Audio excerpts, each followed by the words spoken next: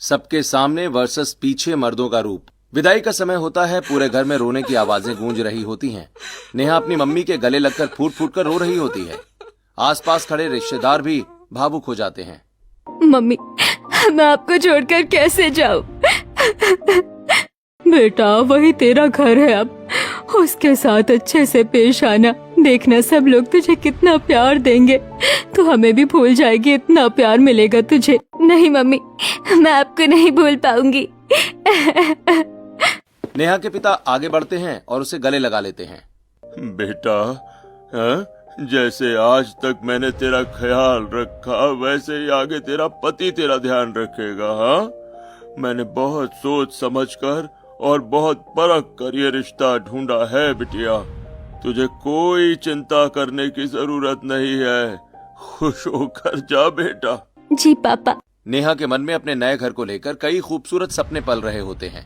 एक प्यार करने वाला परिवार, एक ख्याल रखने वाला पति। वो मुस्कुराते हुए कार में बैठती है, राघव के साथ ससुराल के लिए निकल जाती है। ससुराल के दरवाजे पर मोहन जी और रिया आरती की थाली लेकर खड़े होते हैं। सास का देहांत 10 साल पहले ही हो चुका होता है, इसलिए घर की जिम्मेदारी उन्हीं पर होती है। नेहा ससुर के पैर छूती है। आइए भाभी, स्वागत है आपका। खुश रहो बेटा। नेहा का गृह प्रवेश बड़े प्यार से होता है। घर का माहौल देखकर नेहा के चेहरे पर सुकून आ जाता है। रात को नेहा और राघव अपने कमरे में होते हैं। नेहा शर्माते हुए बेड पर बैठी होती है। उसका दिल तेज धड़क रहा होता है। सुनो नेहा, मुझे ज्यादा बोलने वाली लड़कियां बिल्कुल पसंद नहीं है। जी, क्या हुआ? मेरा मतलब साफ है कि जो मैं कहूंगा वही होगा। ज्यादा सवाल जवाब मत करना, नहीं तो बहुत बुरा हाल होगा तुम्हारा। ये कैसी बातें कर रहे हो आप? राघव कोई जवाब नहीं देता और बेड के दूसरी तरफ जाकर लेट जाता है। नेहा हैरान और परेशान होकर उसे देखती रह जाती है। शायद ये मजाक कर रहे होंगे, नया नया रिश्ता है ना। अगली सुबह नेहा की पहली रसोई होती है। वो पूरे मन से अलग अलग तरह के व्यंजन बनाती है और टेबल पर सजा देती है। सभी लोग खाना खाने के लिए बैठते हैं। रिया और मोहन जी खुश दिख रहे होते हैं, लेकिन राघव के चेहरे पर कोई खुशी नहीं होती। मेरी पसंद का कुछ भी नहीं बनाया तुमने। तो जो पसंद है वही खा लीजिए ना। मैंने तो सबके हिसाब से 3-4 डिश बनाई है। अरे भाभी, क्या जवाब दिया है आपने? आज तक भैया को ऐसा जवाब किसी ने नहीं दिया। बिल्कुल सही। पति पत्नी का रिश्ता बराबरी का होता है, हमें इनके बीच में नहीं बोलना चाहिए। सभी हंसते हैं, लेकिन राघव के चेहरे पर गुस्सा साफ दिख रहा होता है। उसकी आंखों में एक अजीब सा गुस्सा होता है। खाना खत्म होते ही नेहा अपने कमरे में चली जाती है। वो ड्रेसिंग टेबल के सामने खड़ी होकर अपने बाल ठीक कर रही होती है। तभी राघव पीछे से आता है और अचानक उसका हाथ जोर से मरोड़ देता है। ये क्या कर रहे हैं आप? पहली रात ही समझाया था ना, ज्यादा बकवास मत किया करो। मैंने तो बस मजाक किया था। राघव उसे झटके से अपनी तरफ घुमा देता है और उसका चेहरा कसकर पकड़ लेता है। मुझे ये सब बिल्कुल पसंद नहीं है। अगर आइंदा कुछ भी उल्टा सीधा बोला तो जान से मार दूंगा। ये आप क्या कह रहे हैं? राघव उसे छोड़कर गुस्से में कमरे से बाहर चला जाता है। कमरे में सन्नाटा छा जाता है। नेहा धीरे धीरे जमीन पर बैठ जाती है और रोने लगती है। ये सब क्या था? क्या ये सपना है या यही मेरी सच्चाई है? क्या जो इंसान सबके सामने इतना अच्छा दिखता है, वही पीछे इतना खतरनाक भी हो सकता है? अगली सुबह घर में हलचल होती है। आंगन में चटाई बिछाई जा रही होती है। किचन में बर्तन खनक रहे होते हैं। नेहा ये सब देखकर थोड़ा हैरान होती है। पापा जी, ये सब क्या है? बेटा, आज तेरी मुंह दिखाई की रस्म है। हमें ज्यादा रस्मों का तो पता नहीं, बस इसी का पता था। खाना भी मैंने बाहर से मंगा लिया है, तू बस तैयार हो जा बेटा। मैं तैयार होकर आती हूँ। कुछ देर के बाद आंगन में चटाई बिछी होती है। नेहा घूंघट करके सजी धजी बीच में बैठी होती है। चारों तरफ औरतें घेरा बनाकर बैठी होती हैं। सामने एक बड़ी सी प्लेट में गहने सजे होते हैं, कुछ ससुराल की तरफ से और कुछ मायके की तरफ से। तभी राघव तैयार होकर नीचे आता है। उसके हाथ में एक लंबा सा बॉक्स होता है। हे देखो नेहा, मैं तुम्हारे लिए डायमंड का नेकलेस लाया हूँ। वो बॉक्स खोलता है और चमकता हुआ हार सबके सामने दिखाता है। फिर नेहा के गले में पहना देता है। शायद मैं गलत सोच रही थी। ये तो बहुत अच्छे हैं। अरे वाह नेहा, तू तो बहुत लकी है। तेरा पति तेरे लिए डायमंड सेट लाया है। ऐसा हार बनवाने में तो सालों लग जाते हैं और तुझे शादी के तीसरे दिन ही मिल गया। सभी औरतें राघव की तारीफ करने लगती हैं और राघव के चेहरे पर हल्की नकली मुस्कान होती है। देख लो, राघव भैया से कुछ सीखो, कैसे अपनी पत्नी को गिफ्ट दे रहे हैं। तुम तो आज तक मुझे कहीं घुमाने भी नहीं ले गए। ये सुनते ही राघव के चेहरे पर एक पल के लिए गुस्सा झलकता है, लेकिन वो तुरंत उसे छिपाकर मुस्कुरा देता है। हाँ, मुझे मुझे ये ज्यादा बोलने वाली औरत बिल्कुल पसंद नहीं है। फंक्शन खत्म हो जाता है। शाम को नेहा अपने कमरे में ड्रेसिंग टेबल के सामने खड़ी होती है और बार बार उस हार को देखकर खुश हो रही होती है। वाकई कितना सुंदर हार है। तभी राघव कमरे में आता है। उसका चेहरा फिर से सख्त हो चुका है। वो हार मुझे वापस दो। क्या? लेकिन आपने तो ये मुझे गिफ्ट किया था, सबके सामने दिया था सुबह। कहा ना मुझे वापस चाहिए। ये तुम्हें कभी नहीं मिलेगा। राघव जबरदस्ती नेहा के गले से हार निकाल लेता है। आपको बस दिखावा करना आता है। सबके सामने दे दिया और अब मुझसे छीन लिया। ज्यादा जुबान चलाने की जरूरत नहीं है। नेहा कुछ बोलने ही वाली होती है कि राघव उसे जोर से थप्पड़ मार देता है। नेहा के कान सुन पड़ जाते हैं। वो वहीं खड़ी रह जाती है। हे भगवान, मैं कहाँ आ गई? ये तो नर्क है। हर बात पर सिर्फ मारते हैं। नेहा धीरे धीरे बेड के पास बैठ जाती है और रोने लगती है। राघव बिना कुछ बोले वो हार अपनी सेफ में रख देता है और बेड पर जाकर आराम से लेट जाता है, जैसे कुछ हुआ ही ना हो। अगले दिन शाम को मोहल्ले के कोने में कुछ मर्द कुर्सियों पर बैठकर ताश खेल रहे होते हैं। पास में दारू की बोतलें भी रखी होती हैं। माहौल हंसी मजाक से भरा होता है, लेकिन बातों में एक अलग ही सोच झलक रही होती है। यार मेरी बीवी तो कल बिना पूछे ही 10,000 खर्च करके चली आई। कुछ कहता हूँ तो उल्टा मुझे ही सुना देती है। अरे ना बाबा ना, हम तो अपनी बीवी के सामने कुछ भी बोल नहीं पाते। अबे तुम लोग बड़े बेकार। अपनी बीवी को कंट्रोल में रखना चाहिए, नहीं तो सिर पर चढ़ जाती है। राघव भी उनके साथ बैठा होता है, हाथ में पत्ते और सामने शराब का गिलास। अच्छा है भाई, मेरी बीवी तो कंट्रोल में रहती है, वरना इनकी तरह मैं भी जोरू का गुलाम बनकर रह जाता। कुछ देर के बाद ताश का खेल खत्म हो जाता है। सभी मर्द उठकर अपने अपने घर की तरफ जाने लगते हैं। जो आदमी सबसे ज्यादा कंट्रोल की बात कर रहा था वो अपने घर पहुंचता है। घर के अंदर उसका बिल्कुल अलग ही रूप होता है। सुनिए, बच्चे कह रहे हैं कि उन्हें शॉपिंग पर जाना है। हाँ बेबी, चलो चलो अभी चलते हैं। तुम भी तो बहुत दिनों से कहीं गई नहीं हो। वो खुशी खुशी अपनी बीवी और बच्चों को लेकर बाहर निकल जाता है। रास्ते में एक आदमी उसे देख लेता है और चौंक जाता है। अरे भाई, तू तो कह रहा था कि अपनी बीवी को कंट्रोल में रखता है, और अभी उसके कहते ही शॉपिंग पर ले जा रहा है। अरे यार, वो तो बस सबके सामने सख्त बनने की कोशिश कर रहा था। असल में तो घर में शांति चाहिए, इसलिए बीवी की खुशी में ही मेरी खुशी है। वो अपनी बीवी के साथ हंसते हुए बाजार की तरफ चला जाता है। वहीं दूसरी तरफ जो मर्द अपनी बीवियों की शिकायत कर रहे थे वो नशे में घर पहुंचते हैं। उनके कदम लड़खड़ा रहे होते हैं और आंखों में गुस्सा भरा होता है। अरे कहाँ हो तुम?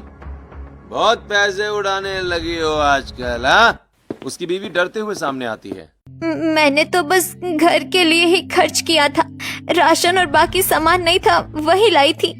वो आदमी बिना कुछ सुने उसे धक्का दे देता है और मारने लगता है। दूसरी तरफ दूसरा आदमी भी नशे में घर जाता है और अपनी बीवी पर गुस्सा निकालता है। क्यों मार रहे हो मुझे? क्या गलती है मेरी? ज्यादा बोलने लगी हो तुम, हाँ? एक पत्नी दर्द में रोते हुए कहती है। बाहर जाकर तो लोगों के सामने इतना दिखावा करते हो और अंदर आकर हमें इतना पीटते हो, शर्म नहीं आती तुम्हें? उसी समय राघव भी घर लौट रहा होता है। उसके कदम थोड़े लड़खड़ा रहे होते हैं, लेकिन चेहरे पर वही ठंडी खामोशी होती है। नेहा उसे देखकर डर जाती है और सोने का नाटक करती है। अगले दिन सुबह ड्राइंग रूम में मोहन जी और रिया आराम से बैठे बातें कर रहे होते हैं। घर का माहौल शांत दिख रहा होता है। तभी राघव ऊपर से तैयार होकर नीचे आता है, हाथ में कार की चाबी घुमाते हुए। नेहा, आज मेरे ऑफिस से कुछ कलीग्स आ रहे हैं, अच्छा सा खाना बना देना। जी, मैं बना दूंगी। राघव बिना कुछ और बोले वहां से निकल जाता है। उसके जाते ही मोहन जी की नजर नेहा के हाथ पर पड़ती। ओ बेटा नेहा, ये तेरे हाथ पैर पर निशान कैसे हैं? ऐसा लग रहा है कि जैसे किसी ने जबरदस्ती पकड़ लिया हो। कोई बात है क्या? नहीं पापा जी, कोई बात नहीं है। वो मेरा हाथ रात को जल गया था, कुछ लगाने गई थी, इतने उसी से निशान पड़ गए। भाभी, मैं आपकी मदद कर दूं क्या किचन में?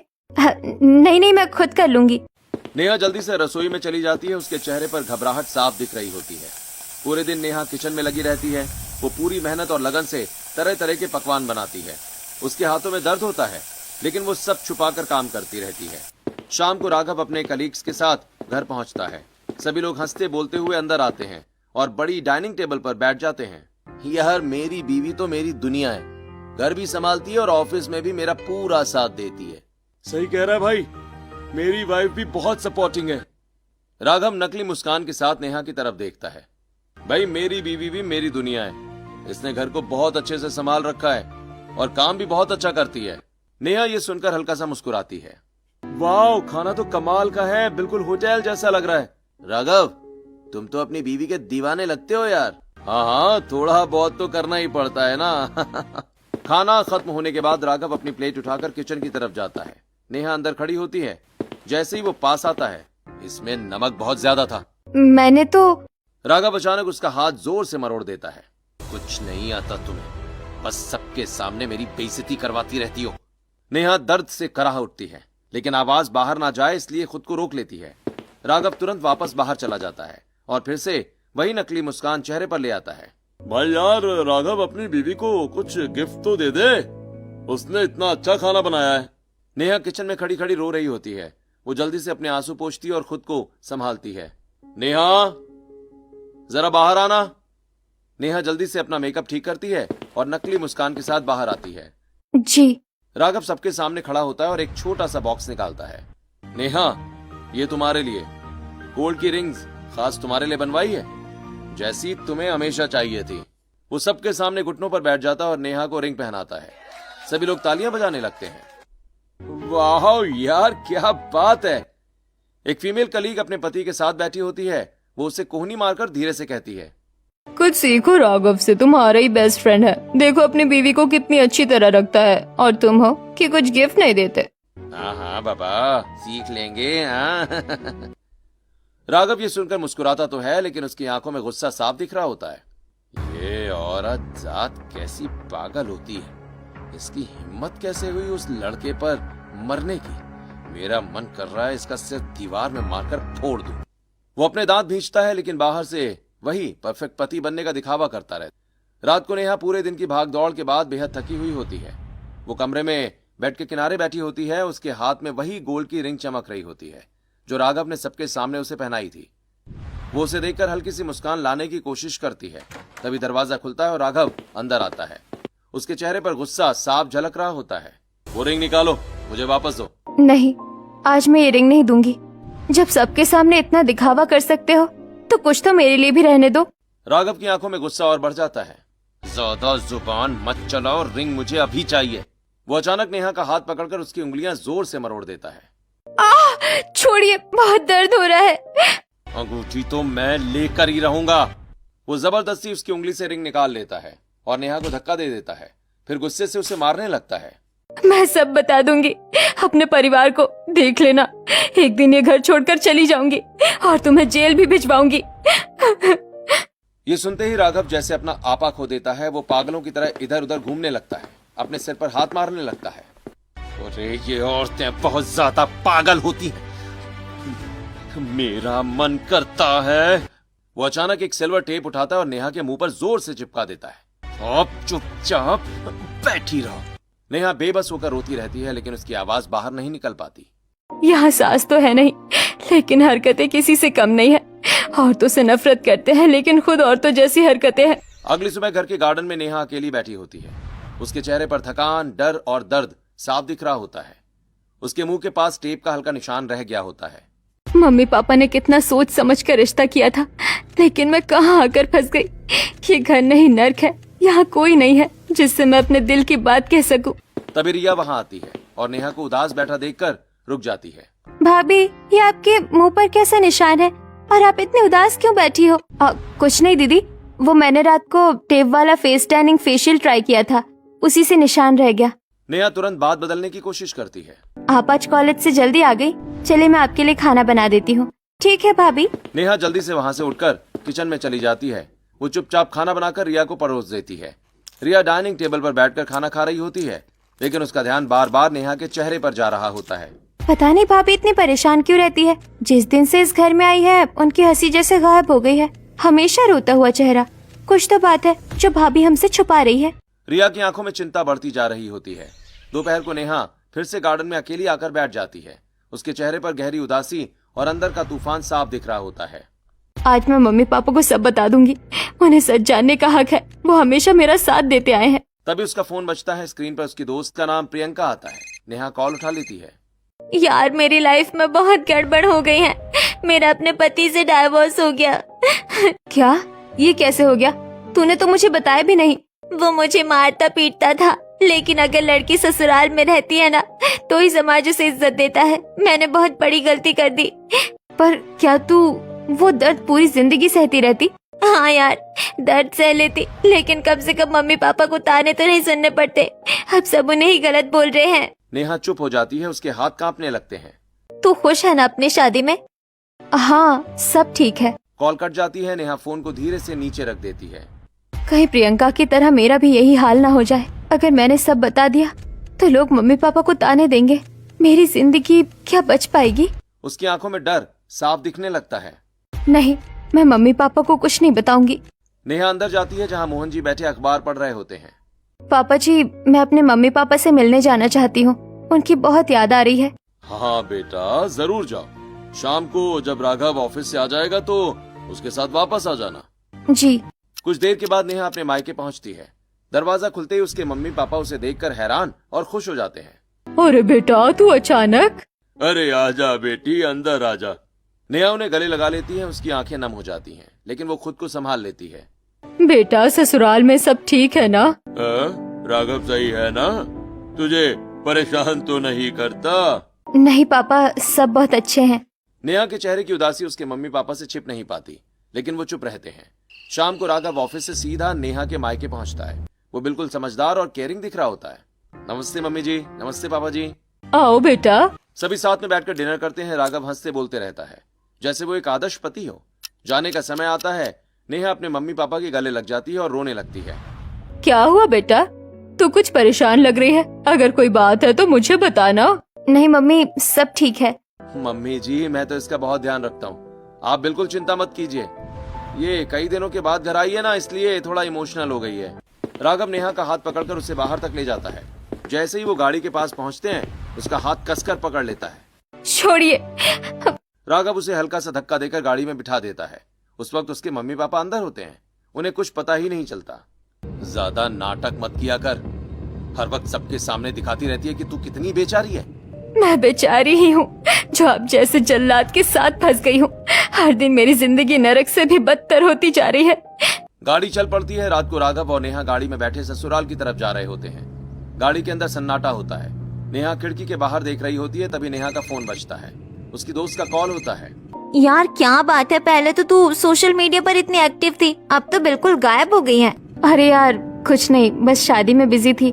चल मैं तुझे बाद में फोन करती हूँ। नेहा जल्दी से फोन कट कर देती है। अचानक राघव गाड़ी साइड में रोक देता है। चलो फोटो खींचो। राघव जबरदस्ती नेहा के चेहरे को पकड़कर उस पर स्माइल लाने की कोशिश करता है। हंसो, ऐसे नहीं, ठीक से। रहने दो, मुझे दिखावा करने की आदत नहीं है। जैसा मैं बोल रहा हूँ वैसा करो। तुम्हारी राय नहीं चाहिए मुझे। चुपचाप फोटो खिंचवाओ। डर के मारे नेहा मजबूरी में मुस्कुराने की कोशिश करती है और फोटो खिंच जाती है। राघव तुरंत फोन निकालकर फोटो अपने सोशल मीडिया पर पोस्ट करता है। कुछ ही देर के बाद दोनों ससुराल पहुंच जाते हैं। अगली सुबह नेहा और राघव नीचे आते हैं। मोहन जी हॉल में बैठे होते हैं। बेटा राघव, नेहा को थोड़ी शॉपिंग भी करा कर ले आ। जब से आई है बेचारी घर में ही है। हाँ हाँ ठीक है पापा, क्यों नहीं, मैं इसे लेकर जाता हूँ। और ये रख ले बेटा। अरे नहीं पापा, रहने दीजिए। पैसों की कोई टेंशन नहीं है, मेरे पास है। राघव नेहा को शॉपिंग के लिए ले जाता है। दुकान के अंदर वो अपनी पसंद के कपड़े निकालता रहता है। ये ट्राई करो। मुझे वो वाली ड्रेस अच्छी लग रही है। ये भी कोई पहनने लायक है? बिल्कुल बेकार लग रही है। नेहा चुप हो जाती है। उसके चेहरे पर निराशा साफ दिखती है। जब मुझे अपनी पसंद से कुछ लेना ही नहीं है तो मुझे यहाँ क्यों लाए हो? दोनों दुकान से बाहर निकलते हैं। नेहा के हाथ में सारे शॉपिंग बैग्स होते हैं। तभी सामने से राघव का एक दोस्त आता है अपनी पत्नी के साथ। उसके दोस्त ने सारे बैग्स खुद पकड़ रखे होते हैं।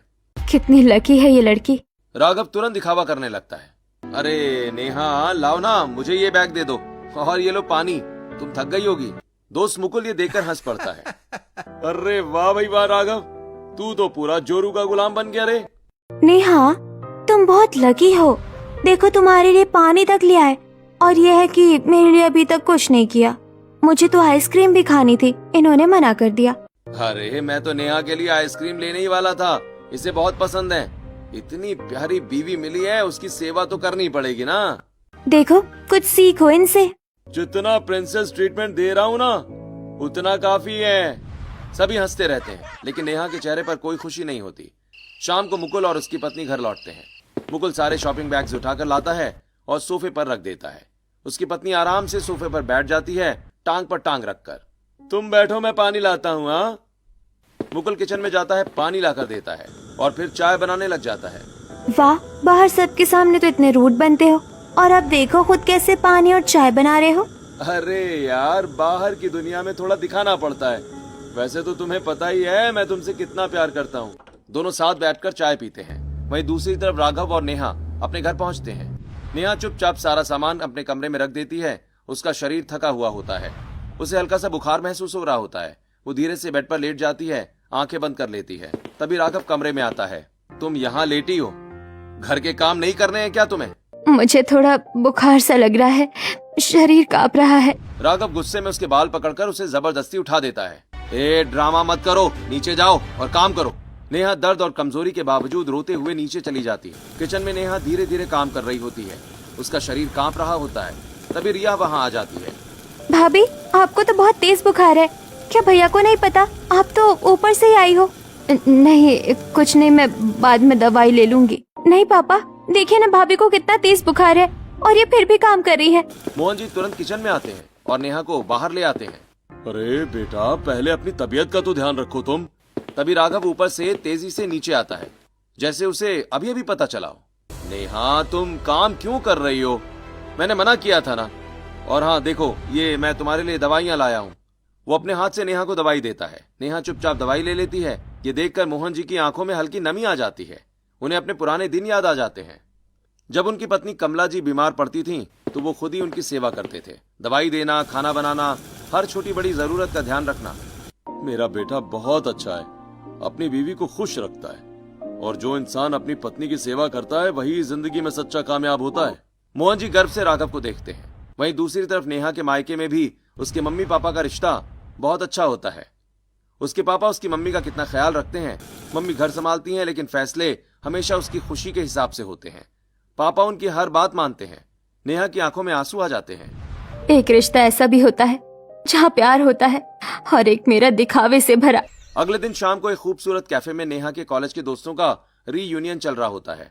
सभी दोस्त हंसते बोलते पुराने दिनों को याद करते नजर आ रहे होते हैं। तभी दरवाजे से नेहा और राघव अंदर आते हैं।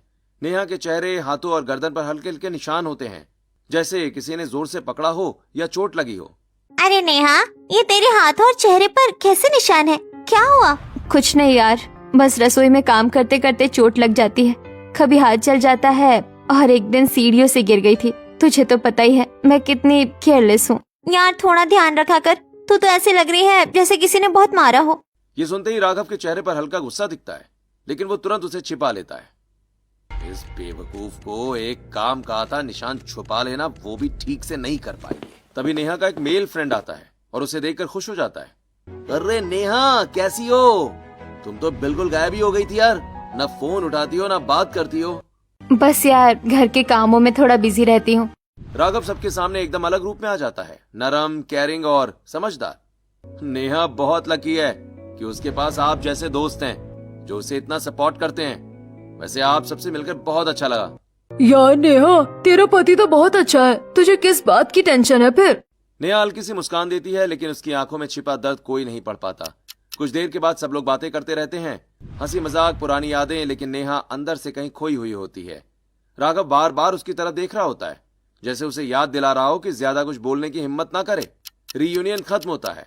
सभी दोस्त एक दूसरे से मिलकर विदा लेते हैं। जल्दी फिर मिलेंगे। हाँ। नेहा और राघव चुपचाप घर की तरफ निकल जाते हैं। रास्ते में दोनों के बीच सन्नाटा होता है। रात को नेहा और राघव घर पहुंचते हैं। नेहा चुपचाप अपने कमरे में जाती है और गहने उतारने लगती है। तभी उसका फोन बजता है, मम्मी का कॉल। हाँ मम्मी। बेटा कैसी है तू? आज रीयूनियन कैसा रहा?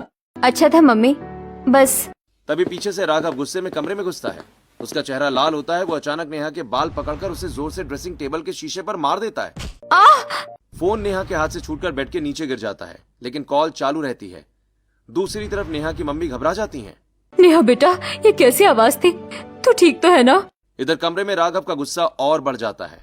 तेरी हिम्मत कैसे हुई अपने मेल फ्रेंड से गले लगकर बात करने की? हाँ, वो एक डंडी उठा लेता है और नेहा के हाथ पैर पर मारने लगता है। मुझे मत मारो, छोड़ दो मुझे। आज तो तुझे सबक सिखाऊंगा।